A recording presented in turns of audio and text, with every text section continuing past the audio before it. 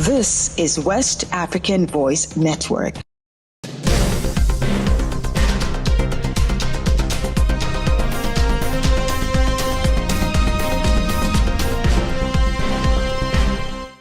Hello and thank you for joining us on Newswave on West African Voice Network. I am Yan Kone. These are today's top stories. We begin in Nigeria, where at least 11 persons trapped and 2 die in Lagos building collapse. Rescue operations are ongoing after a 2-story building in Nigeria's commercial capital, Lagos, collapsed in the early hours of today, killing at least 2 persons and injuring dozens. The Lagos State Emergency Management Agency, as of the time of filing this report, confirmed that 4 people had been rescued from the debris and transported to a nearby hospital with varying degrees of injuries. Most of the victims are believed to be construction workers. Building collapses are not uncommon in Nigeria, raising concerns about construction standards and regulatory enforcement in the city's rapidly expanding real estate sector. Now we head to the Sahel, where Mali, Niger, and Burkina Faso officially exit ECOWAS. The withdrawal of Burkina Faso, Mali, and Niger from the Economic Community of West African States, ECOWAS, takes effect today, January 29, 2025. However, ECOWAS has introduced measures to minimize disruptions for citizens and businesses despite the exit. In a statement, ECOWAS directed authorities within and outside its member states to continue recognizing national passports and identity cards bearing the ECOWAS logo for citizens of the 3 countries. Additionally, goods and services from Burkina Faso, Mali, and Niger will still be treated under the ECOWAS trade liberalization scheme and investment policies. The regional bloc has also established a framework to facilitate discussions on future engagement with the Alliance of Sahel states. These interim arrangements will remain in place until a final decision is made by the ECOWAS Authority of Heads of State and Government. In several cities in the AES countries, demonstrations took place on Tuesday to celebrate the exit from ECOWAS. And still on ECOWAS-related matters, Burkina Faso calls for continued vigilance after AES exit. Burkina Faso's transitional government has urged citizens to remain vigilant following the withdrawal of the Alliance of Sahel states from ECOWAS, emphasizing that other strings still need to be cut. Addressing a large crowd at Place de la Nation in Ouagadougou, Prime Minister Apollinaire Guillaume de Tambela delivered a message from President Ibrahim Traoré, calling for continued mobilization and commitment to the cause. The rally, organized by the National Coordination of Citizen Watch Association, drew hundreds of participants waving the flags of Burkina Faso, Mali, and Niger alongside Russia. As a symbolic act, a funeral for ECOWAS was staged, featuring a coffin draped in the French flag, highlighting the movement's rejection of external influence. The event's significance was underscored by the presence of key figures including Bassouma Bazi, president of the National Commission of the AES. And to news across the region, AU calls for immediate ceasefire as violence escalates in the DRC. The African Union has called for an immediate cessation of hostilities in the Democratic Republic of Congo following a surge in violence between government forces and M23 rebels. The appeal was made during an emergency ministerial meeting of the AU Peace and Security Council. In a communique, the AU urged all armed groups to implement an immediate and unconditional ceasefire and demanded the withdrawal of foreign forces from DRC territory. It also emphasized the need for adherence to peace agreements, dialogue, and the protection of civilians, warning that further violations could destabilize the region. The escalation has already claimed at least 25 lives in Goma and 9 in Rwanda, with hundreds injured. Analysts suggest that M23 rebels are seeking control over key resources to strengthen their position. And that's it on Newswave at this hour. For more news from across the region and beyond, visit wavn.org, or you can interact with us on X, Instagram, Facebook, and LinkedIn at WAVN News, and on TikTok and YouTube at West African Voice Network.